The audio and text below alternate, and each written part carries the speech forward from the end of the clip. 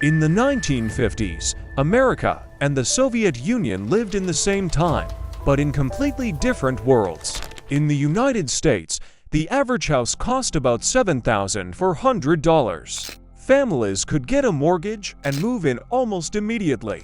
In the Soviet Union, apartments were distributed by the state. People stood in line for years, waiting for the keys. In America, cars could be bought with cash or credit. Showrooms were full of Fords and Chevrolets. In the USSR, choices were limited: a Moskvich, a Volga, or a tiny Zaz. Getting one meant years on a waiting list, and when the day finally came, it was a family event. Americans drank Coca-Cola and Pepsi from bottles. In the USSR, soda came from street vending machines. 1 kopeck, 1 glass, rinsed with water, and passed from person to person. In the US, healthcare depended on insurance. The better the coverage, the better the treatment. In the Soviet Union, medicine was free for everyone, but clinics were crowded, and a dentist's drill usually came without anesthesia. American supermarkets offered abundance: frozen dinners, canned goods, instant mixes. In the USSR, shelves were simpler: bread, milk, kefir, herring, sugar. For meat or fruit, people queued for hours. Work lunches showed the contrast too. Americans grabbed sandwiches, coffee, or fast food. Soviet workers brought glass jars filled with borscht and cutlets, packed at home and shared on factory tables. Ice cream was another difference. In America, it came in sundaes, cones, and milkshakes. In the USSR, plombier in a waffle cup was the childhood classic. Kids in the US played baseball, rode Schwinn bikes, collected comic books, and listened to rock and roll. In the USSR, children drew hopscotch with chalk, played Cossacks and robbers, and jumped rope in the courtyard. Toys reflected the same worlds. America had Mr. Potato Head, Barbie, and G. Joe. Soviet children had wooden cars, tin soldiers, and spinning tops. By the mid-1950s, most American families already owned a TV. Colorful shows, sitcoms, and commercials filled the evenings. In the USSR, a television was rare. Neighbors gathered at one lucky household to watch black and white programs together. American radio shifted to music and talk shows, with Elvis Presley and Chuck Berry taking over the airwaves. Soviet radio remained mostly news, speeches, and classical music. Hollywood flooded the world with musicals, westerns, and thrillers. Soviet cinemas showed fewer films, but they were cultural landmarks. Carnival Night, The Cranes Are Flying. Everyone knew them. American fashion meant poodle skirts, leather jackets, and blue jeans. In the USSR, jeans were a luxury smuggled from abroad. Most people wore state-made suits, dresses, and school uniforms. Barbershops in the US styled men's hair with precision, women with hairspray and curls. Soviet men had machine-cut trims, while women sat for hours with curlers under dryers. The US gave the world rock and roll, jazz clubs, and jukeboxes. The USSR had state-approved pop and folk music, and the underground music on the bones, records cut onto old X-rays. American families spent evenings watching TV or playing Monopoly. Soviet families read books aloud, listened to radio plays, and drank tea together. In 1957, the Soviets launched the first satellite. Just 4 years later, Yuri Gagarin became the first man in space, his smile known worldwide. America answered with NASA, founded in 1958, and the race was on. Holidays showed another contrast. Americans celebrated Christmas with Santa, lights, and gift shopping. In the USSR, New Year was the biggest celebration, with Father Frost, decorated fir trees, and family feasts. American kids chewed bubble gum, drank milkshakes, and bought candy from vending machines. Soviet kids ate caramel by weight, sunflower seeds in paper cones, and condensed milk straight from the can. Baseball was America's pastime, with football rising in popularity.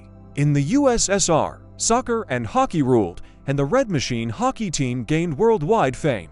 Schools looked different too.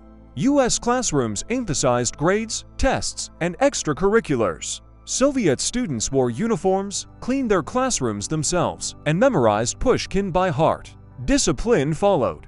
In the US, detention was the punishment. In the USSR, a misbehaving child stood in the corner or had a note read aloud to parents. Supermarkets in America were private businesses competing for customers. In the USSR, all food stores were state-run, with fixed prices and fewer choices. By the 1960s, American homes had refrigerators, washing machines, and vacuum cleaners. In the USSR, refrigerators were rare. Food was kept in iceboxes or on cold balconies. The US introduced credit cards in the 1950s. In the USSR, money was stored in state banks or hidden in jars at home. Travel was another story. Americans hit the highways on Route 66, staying in motels and diners along the way. Soviets went to the Black Sea, using state vouchers for trains and sanatoriums. America glowed with neon ads and jingles. In the USSR, ads were slogans on posters about work, health, and progress. In the US, church on Sunday was routine. In the USSR, religion was discouraged, churches were closed or repurposed, though many still practiced quietly. Children's shows also divided the worlds.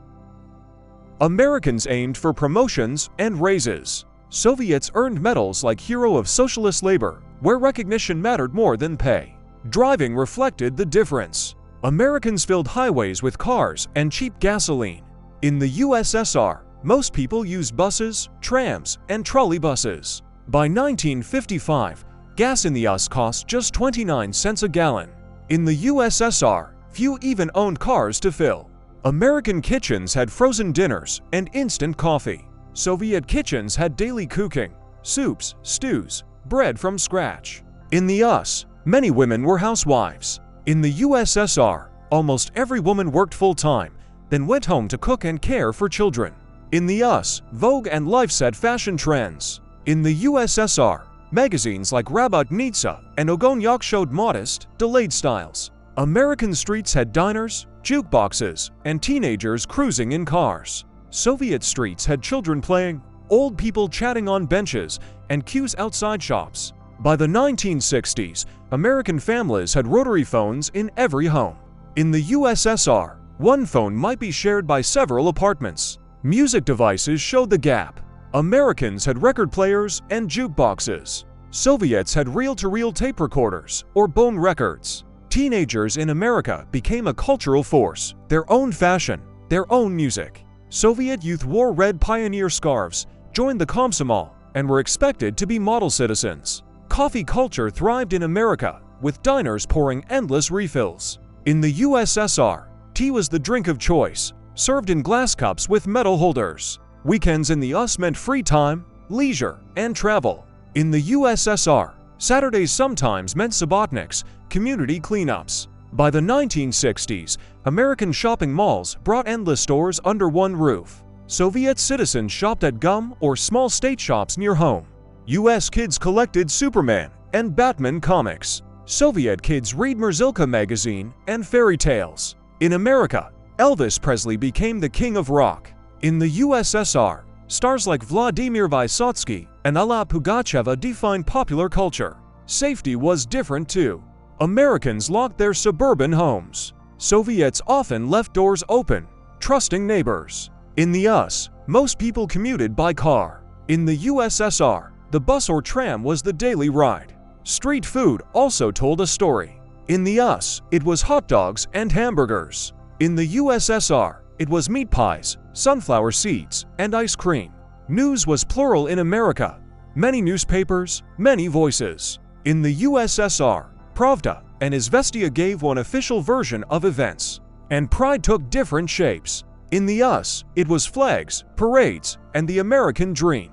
In the USSR, it was May Day marches, Red Square parades, and achievements like space exploration.